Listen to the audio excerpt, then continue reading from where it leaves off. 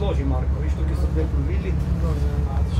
Ja, se pravi, tukaj na terenu smo povezani na VTS, Vessel Traffic Service Radar na upravi za pomorstvo in policiji obmejni. Oni imajo radarsko sliko, se pravi informacije, vse ladje, ki so na sceni, jih lahko sledimo s to aplikacijo in glede na to, da poznamo dolžino oljne zavese, oljne pregrade, ki smo jo uporabili v tej vaji, nam glede na dano situacijo vetra in toka, aplikacija izriše situacijo, kako smo razpostrli oljne zavese in tudi preračunava optimalno hitrost. Če bo naša formacija prehitra, bo madež prelil preko zavese, bodi šli preko zavese ali šel pod spodaj pod pregrado.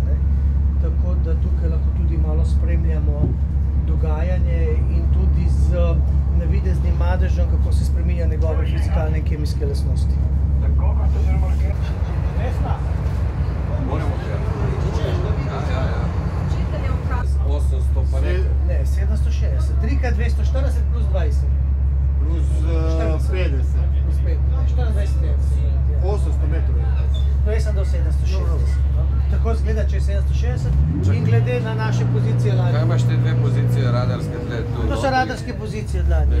Ne, noter je pa vlačilec, pa večino dvakrat tolče. Tolče enkrat zaveso, enkrat vlačilec. Vidiš, koliko je kaj za lani, predlani, kaj je bilo? Ne rade. Je veliko zvedika.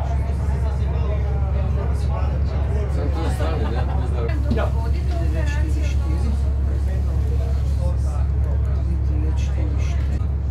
Samo mi je prekinilo, zdaj, ko smo bili, moram nazaj zamenjati. Mi je zamenjalo indeks targeta. Samo to formacija. 6, 7, opcija pri spreminjanju barke in zdaj, glede na to, kar oni zdaj poskušajo nekaj čist, kar ni standardnega pri odzivu, poskušajo samo skleniti